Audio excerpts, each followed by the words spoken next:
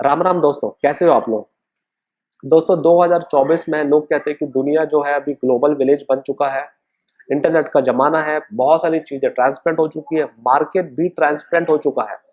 अभी मार्केट में कुछ भी ऐसा नहीं है कि कुछ छुपा हो, कुछ सीक्रेट हो, सब ओपन है। मगर फिर भी मैं देखता हूँ कि बहुत सारी जो हमारे भारत की जो कंपनियां है ना, अभी भी ट्रेडिशनल वे में ही काम कर रही है। उनका सोच भी ट्रेडिशनल वे में ही है। कुछ नया चेंजेस जो मार्केट ट्रेंड है अभी के हिसाब से, उसके हिसाब से कोई नया चेंजेस मुझे मुझे दिखता नहीं है। बहुत सारी कंट्रीज में ऐसे बहुत सारे हमारे भारत के प्रोडक्ट हैं जिसकी अच्छी खासी डिमांड है दोस्तों। डायरेक्ट भी है, इनडायरेक्ट भी है। इनडायरेक्टली का मेरा कहने का मतलब यह है कि वो प्रोसेस्ड वे के थ्रू दूसरे कंट्री में सेल हो रहा है। तो दोस्तों जब मैं देखता हूं कि डिमांड होने के बावजूद हमारी जो भारतीय कंपनियां हैं वो ज़्यादा मार्केट को एक्सप्लोर करती नहीं है, और जो थोड़ी बहुत जो कंपनी एक्सपोर्ट कर रही है ना, वो क्या करती है, कस्टम्स डेटा देखती है, और जहां पे शिपमेंट जिस कंट्री में ज़्यादा एक्सपोर्ट हो रहा है बस उस कंट्री के पीछे लग जाती है, और भीड़ जो है वहीं पे रहता है। तो दोस्तों ये मैं आपको क्यों कह रहा हूं, क्योंकि कल 10 सितंबर 2024 को बैंकॉक से थोड़ा सा दूर रंगासिट करके एक जगह है जहां पे मैक्रो करके एक सुपरमार्केट है। तो कल मैं थोड़ा नट्स वगैरह लेने के लिए वहां पे गया था। तो वहां पे मैंने कई सारे ऐसे प्रोडक्ट्स देखा। मैंने मुझे लगा कि ये प्रोडक्ट्स तो हमारे भारत में भी बहुत ज्यादा क्वांटिटी में अवेलेबल है और यहाँ पे भी उसका सेल हो रहा है। और जो प्राइस डिफरेंस था ना दोस्तों, जो हम भारत में सेम प्रोडक्ट जो परचेस करते हैं और यहाँ पे जो जिस रेट में सेल हो रहा है, बहुत डिफरेंस है, बहुत डिफरेंस है। तो मुझे लगा कि यहाँ पे भी कुछ बिजनेस अपॉर्चुनिटी हो सकता है हमारे भारतीय एक्सपोर्टर्स के लिए। तो मैंने फटाफट वहां पे कुछ कुछ फोटोज वगैरह ले लिया और मैं सोचा आपके साथ मैं एक बार शेयर करूं। तो दोस्तों एक एक करके मैं आपको बताता हूं, आप मुझे बताइए कि यहाँ पे जो सेलिंग प्राइस है क्या ये सही प्राइस है आज की डेट के हिसाब से, और अगर ज्यादा है तो फिर आपको एक्सपोर्ट का देखना देखना पड़ेगा कि यहाँ पे आप कर सकते हैं कि नहीं। ठीक है, पहला प्रोडक्ट है येलो कैप्सिकम। दोस्तों ये जो येलो कैप्सिकम है ना, ये 361 रुपीज पर केजी में सेल हो रहा है। ये मैं पर किलो को कन्वर्ट किया हूं और इंडियन रुपीज में कन्वर्ट किया हूं मैंने। ग्रीन कैप्सिकम 271 रुपीज में सेल हो रहा है। ये स्वीट कॉर्न है, 37 रुपीज में सेल हो रहा है। तो स्वीट कॉर्न मुझे नहीं लगता कि ये कुछ ज्यादा ज्यादा रेट है, ठीक ठाक रेट है यहाँ पे। पाइनएप्पल, दोस्तों पाइनएप्पल 112 रुपए ये केजी में सेल हो रहा है। ठीक है, केजी में सेल हो रहा है। मैं ये बताना चाहता हूँ कि जो मणिपुर है ना, मणिपुर का पाइनएप्पल बहुत फेमस है, वर्ल्ड फेमस है, और उसकी अच्छी खासी डिमांड होती है।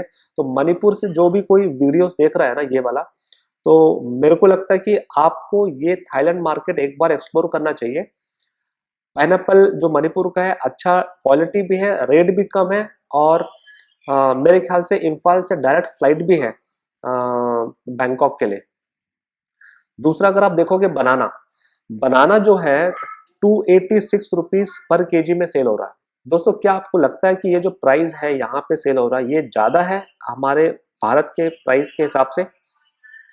तो दोस्तों ये जो था ये फ्रूट्स एंड वेजिटेबल्स का कैटेगरी में था, पेरिशेबल में था। अभी जो है स्पाइस के बारे में मैं आपको बताता हूँ। बताने के पहले मैं आपको बता दूं दोस्तों कि स्पाइस जो है ना, मैक्सिमम कंजम्पशन हम भारतीय ही करते हैं। भारतीय बोल दो या तो फिर पाकिस्तान लोग, बांग्लादेश के लोग, या श्रीलंका, अपने ही बच्चे हैं, भारत से अलग हुए हैं। बाकी खान पान अभी भी मोटा मोटा सेम ही है। तो ये रीजन में ज्यादा कंजम्पशन होता है। इतना कंजम्पशन होने के बाद भी अगर आप अपने पड़ोस से पूछोगे ना कि ज्यादा स्पाइसेस कहाँ मिलता है, अपने दोस्त से पूछो तो वो बोलेगा भाई केरल में मिल जाएगा, आपको सब स्पाइसेस मिल जाएगा। उसको पता नहीं कि जीरा कहाँ मिलता है, धनिया कहाँ मिलता है, लाल मिर्ची कहाँ मिलती है, लकादो टर्मरिक कहाँ मिलती है, तो उसको कुछ आइडिया नहीं है। तो ये एक भारतीय की हालत है। आप इमेजिन करो थाईलैंड में जहाँ पे स्पाइसेस बाहर से इंपोर्ट होता है, तो यहाँ के लोकल लोगों को कितना इंफॉर्मेशन होगा, कहाँ से आ रहा है, क्या रेट है, मार्केट का क्या रेट है, और ज्यादा है कि कम है, कुछ इंफॉर्मेशन नहीं होगा। यस, जो ट्रेडर है, जो बिजनेसमैन है, उनको पता होगा कि क्या रेट चल रहा है करके। ये मैं आपको इसके लिए बता रहा हूँ क्योंकि ये जो मैं सुपरमार्केट गया था ना दोस्तों, ये कोई ऐसी जगह में नहीं था जहां पे हम भारतीय लोग ज्यादा एज ए टूरिस्ट आते हैं। जनरली क्या होता है फॉरेन कंट्री में, जहां पे ज्यादा भारतीय टूरिस्ट आते हैं या जहां पे ज्यादा भारतीय रहते हैं, वहां पे ना आपको कुछ दुकानें मिल जाएगी जो इंडियन ग्रोसरीज सेल करती होगी, आशीर्वाद आटा हो गया, एमडीएच वगैरह हो गया।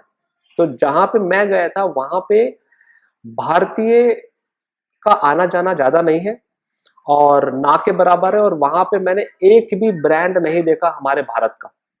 जो भी था लोकल पब्लिक थी, और जो भी आइटम था जो सेल हो रहा था वो लोकल पब्लिक के लिए ही सेल हो रहा था। तो जब मैंने स्पाइस का काउंटर देखा, स्पाइसेस का, तब मुझे लगा कि इन लोग भी स्पाइसेस कंजम्पशन करते हैं। इतना ज्यादा क्वांटिटी में नहीं करते होंगे जितना हम भारतीय करते हैं, मगर इन लोग भी करते हैं अच्छा खासा। तो दोस्तों स्पाइसेस का मैं रेट आपको बताता हूँ।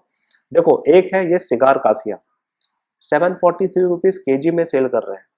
मेरे को लगता है रेट थोड़ा ज्यादा है। धनिया पाउडर 710 रुपए किलो में, बहुत ज्यादा है। अच्छा खासा आप मार्जिन कमा सकते हैं थाईलैंड में अगर आप अच्छे से अगर एंट्री करना चाहे तो। जीरा, जीरा कहाँ होता है? सीरिया, दूसरा ऊंजा, और एक आध दो कंट्री होगी, बाकी सॉरी, बाकी तो जो लीडिंग कंट्री है वो तो यही है। आपको ऊंजा जो है अभी सबसे ज्यादा जीरा एक्सपोर्ट होता है। तो 960 रुपीज पर केजी में सेल हो रहा है। Cloves 1895 rupees. अब वो क्लोव्स जो है दिखने में मुझे जांजीबार का लगा, थोड़ा सा मडगास्कर का भी लगा, लाल परी तो मुझे लगा नहीं, बाकी फिर भी 1895 रुपीज में सेल हो रहा है। आपको क्या लगता है कि ये रेट ज्यादा है? स्टार एनी सीड, ये 1990 रुपीज में वहां पे सेल हो रहा है। देखने में मुझे ऑटम क्रॉप नहीं लगा, ये स्प्रिंग क्रॉप लगा। स्प्रिंग क्रॉप का इतना प्राइस मेरे को लगता नहीं कि है। फिर भी आप अगर स्टार एनी सीड में ट्रेड कर रहे हैं तो आप मुझे बताओ कि ये प्राइस क्या बराबर है या बहुत ज्यादा है। और मस्टर्ड सीड 370 रुपीज केजी में सेल हो रहा है दोस्तों। तो मेरे को लग रहा है कि ये बहुत ज्यादा प्राइस है। तो दोस्तों ये सब जो प्रोडक्ट है ना, ये बहुत ज्यादा रेट में सेल हो रहा है ऐसा मुझे लग रहा है। इसके लिए मैंने फोटोज वगैरह लेके मैं सोचा आपके साथ में शेयर करूं। दूसरा मैंने एक नोटिस किया दोस्तों कि जितने भी ब्रांड है ना स्पाइसेस के, यहाँ पे एक भी भारत का ब्रांड नहीं है, एक भी। अब ये इसके पीछे का रीज़न मुझे पता नहीं है क्या रीज़न है, बट मुझे लगता है कि आपको अपना ब्रांड यहाँ पे लॉन्च करना चाहिए। कोशिश करो कि यहाँ का जो फूड रेगुलेशन है जो भी है थाईलैंड का, उसके हिसाब से अपना जो क्वालिटी है उसको कंप्लाई करिए। डीलर्स एंड डिस्ट्रीब्यूटर्स को पकड़िए और मेरे ख्याल से अपने प्रोडक्ट को आप लॉन्च कर सकते हैं यहाँ पे। ये है कि थोड़ा लोकल पैकेजिंग कैसा रहेगा, लोकल लेबल का क्या रूल्स है, थोड़ा बहुत वो आपको फॉलो करना पड़ेगा। और मेरे ख्याल से ज़्यादा चैलेंजेस होगा नहीं दोस्तों यहाँ पे लॉन्च करने के लिए। अगर आपको लगता है कि भारत में जिस तरीके से आप सेल कर रहे हो, जो चैलेंजेस है, जो अपॉर्चुनिटी है, सेम थाईलैंड में होगा, ऐसा नहीं है। यहाँ पे हो सकता है चैलेंजेस दूसरा हो, 99% चैलेंजेस दूसरा ही होगा और अपॉर्चुनिटी भी दूसरी ही होगी। तो ये थोड़ा सा आपको मार्केट रिसर्च करना पड़ेगा, थोड़ा सा समय बिताना पड़ेगा इस मार्केट में, थोड़ा सा ट्रेंड को जो ट्रेंड एनालिसिस करना पड़ेगा, क्या क्वालिटी यहाँ के लोग पसंद करते हैं, थोड़ा सा वो देखना पड़ेगा। और मेरे ख्याल से आप या तो आप अपना ब्रांड लॉन्च करो, या तो आप जो यहाँ पे जो लोकल जो पैकिंग करके सेल करते हैं उनको भी आप सप्लाई कर सकते हो।